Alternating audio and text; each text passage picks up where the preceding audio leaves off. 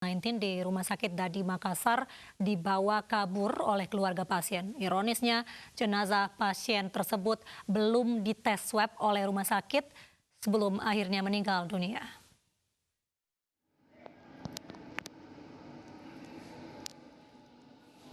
Rekaman video kamera pemantau Rumah Sakit Dadi Makassar, Sulawesi Selatan menangkap detik-detik kejadian jenazah pasien PDP COVID-19 dibawa kabur keluarga pasien. Pihak rumah sakit membenarkan kejadian itu. Dari keterangan mereka, pasien PDP tersebut merupakan pasien rujukan dari Rumah Sakit Akademis Makassar. Pasien mulai dirawat sejak Senin lalu dan belum sempat dites swab, pasien sudah meninggal dunia. Keluarga pasien bisa membawa kabur jenazah pasien karena tidak ada petugas keamanan yang berjaga. Pasiennya ini masih dalam status PDP. PDP kan belum sempat kami swab karena masuknya malam, paginya, siangnya sudah meninggal, baru mau persiapan swab. Untuk status PDP-nya dari mana diketahui? PDP kan ini pasien dari rujukan rumah sakit lain, rumah sakit dengan keluhan ada penyakit penyertanya, komorbidnya, jadi dirujuk ke rumah sakit lain. Dengan sudah ditetapkan bahwa dia PDP. Karena ada pneumonia begitu? Mungkin ada pneumonia yang sudah mereka diagnosa seperti itu. Pihak Rumah Sakit Dadi Makassar yang juga merupakan rumah sakit rujukan COVID-19 meminta kepada tim gugus tugas untuk meningkatkan penjagaan di rumah sakit guna mengantisipasi hal serupa kembali terjadi. Dari Makassar, Sulawesi Selatan, Andi Deri Sunggu, iNews melaporkan. Video seorang perempuan di Makassar menghadang ambulans yang membawa jenazah ibunya untuk dimakamkan dengan protokol COVID-19 viral di media sosial.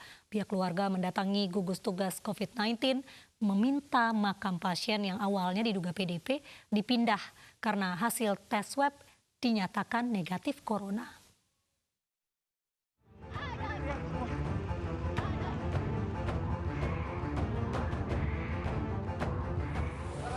Andi Baso Mapasule dan anaknya Andi Arning mendatangi posko tim gugus tugas COVID-19 Sulawesi Selatan dengan membawa surat permohonan pemindahan makam jenazah istrinya dari tempat pemakaman khusus COVID-19 di Macanda, Kabupaten Goa ke kampung halamannya di Bulukumba, Sulawesi Selatan. Keluarga beralasan hasil tes swab almarhumah yang baru dikeluarkan rumah sakit dinyatakan negatif COVID-19 dan penyebab kematian adalah sakit stroke yang diderita. Sangat sederhana permintaan kami, sederhana. Ya, logikanya cuma sederhana, bahwa istri saya sudah tidak layak lagi ada di pemakaman khusus COVID. Itu saja. Karena dia sudah bukan COVID, dibuktikan dengan hasil negatif.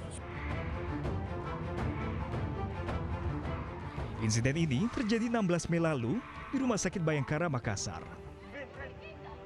Andi Arni nekat mencegat ambulans milik tim gugus tugas COVID-19.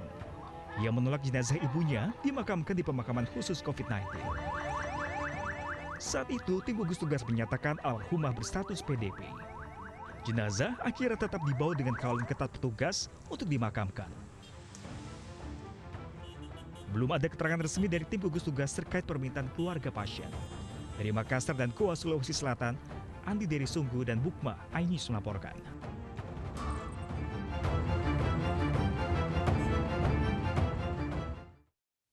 Badan Intelijen Negara Jawa Timur menggelar rapid test dan tes swab di klaster baru penyebaran COVID-19 di Desa Wonocolo, Sidoarjo. Hasilnya belasan warga positif COVID-19.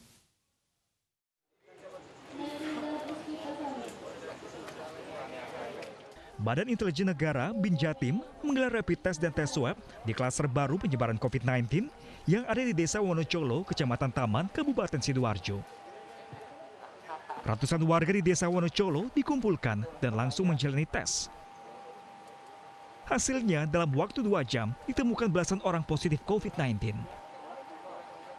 Tes massal ini merupakan hasil kerjasama BIN Jatim dengan gugus tugas percepatan penanganan COVID-19 Kabupaten Sidoarjo. Ini informasi dari Kapolres beberapa waktu yang lalu sudah ada 6 orang yang meninggal akibat COVID. Sehingga ini menjadi prioritas kita, ya, mengalihkan sasaran ke daerah taman ini karena kita anggap ini juga berbatasan langsung dengan Surabaya.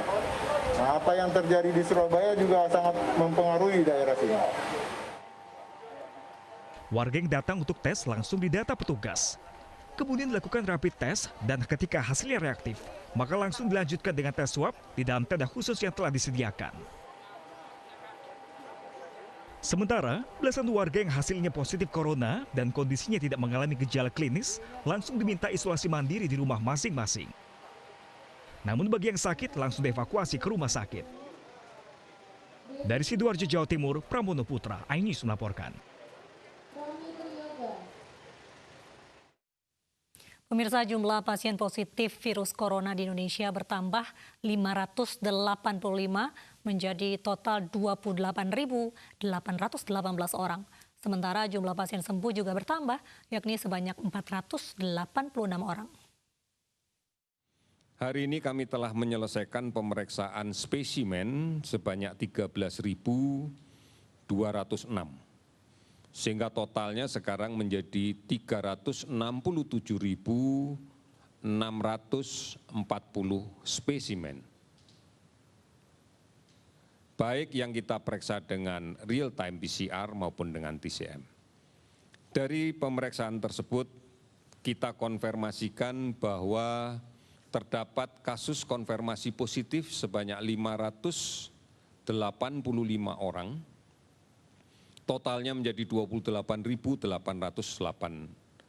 orang. Kalau kemudian kita rinci lebih dalam 584 ini, ada beberapa provinsi yang hari ini mengalami peningkatan cukup signifikan. Yang pertama adalah Kalimantan Selatan. Hari ini kita dapatkan 109 orang. Dari penyelidikan epidemiologi yang dilakukan, dari tracing yang dilakukan, ini adalah kontak erat di 2 pasar yang terjadi dalam seminggu yang lalu. Jumlah ini cukup banyak dan hari ini tidak ada yang dilaporkan sembuh. DKI Jakarta ada 94 kasus dan hari ini dilaporkan 21 sembuh. Jawa Timur meningkat 90 orang, kalau kita bandingkan kemarin sebenarnya mengalami penurunan. Tetapi secara signifikan pasien yang sembuh ada 290 untuk Jawa Timur. Pemirsa, sejumlah pusat perbelanjaan di Medan, Sumatera Utara mulai beroperasi dalam beberapa hari terakhir. Padahal kota Medan belum masuk ke dalam penerapan new normal mengingat angka kasus COVID-19 masih tinggi.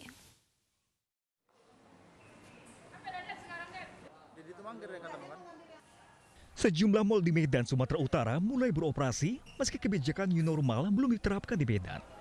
Padahal hingga kini jumlah kasus positif COVID-19 di Medan belum menurun. Tercatat ada 266 warga Medan yang terkonfirmasi positif COVID-19.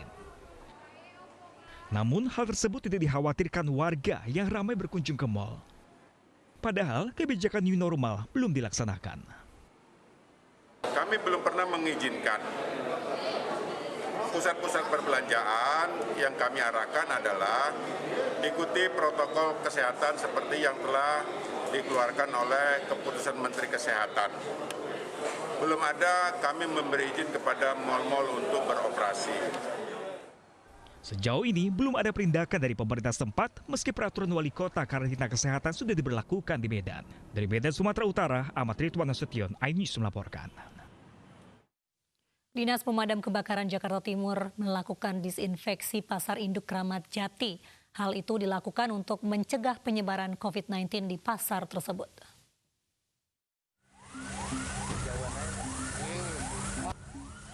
Dengan menggunakan mobil pemadam kebakaran, seluruh area Pasar Induk Kramat Jati, Jakarta Timur disemprot cairan disinfektan. Petugas juga menyemprotkan cairan ke setiap sudut pasar yang tidak bisa dijangkau oleh kendaraan. Penyemprotan di Pasar Induk Kramat Jati ini dilakukan lantaran banyaknya warga yang mengunjungi pasar setiap harinya. Sehingga dirasa penting guna memutus mata rantai penyebaran COVID-19. Kita lakukan ini karena memang pasar induk ini adalah pasar yang terbesar kita di Jakarta Timur, dan ini adalah pasar-pasar sembako yang tentunya aktivitas masyarakat itu cukup tinggi ya. Karena ini berdasarkan informasi yang saya dapat dari Pak Agus sebagai kepala pasar ini dibuka selama 24 jam, jadi tidak ada istirahatnya. Artinya bahwa area ini menjadi area titik yang memang harus butuh konsentrasi khusus bagi kita untuk bisa menyadarkan masyarakat di sekitar kita. Kalau ini tidak menjadi kesadaran mereka, maka percuma kita seperti nyogok program-program yang sudah kita lakukan, gitu ya. Makanya kita tidak bosan-bosan untuk menghimbau bagi masyarakat, pedagang, pengunjung, dan aktivitas pasar yang ada di dalam ini untuk senantiasa menjaga protokol COVID yang sudah kita himbau setiap saat. Suku Dinas Penanggulangan Kebakaran Jakarta Timur menargetkan disinfeksi bisa dilakukan di 31 pasar yang tersebar di wilayah Jakarta Timur. Dari Jakarta, Rio Manik, iNews melaporkan.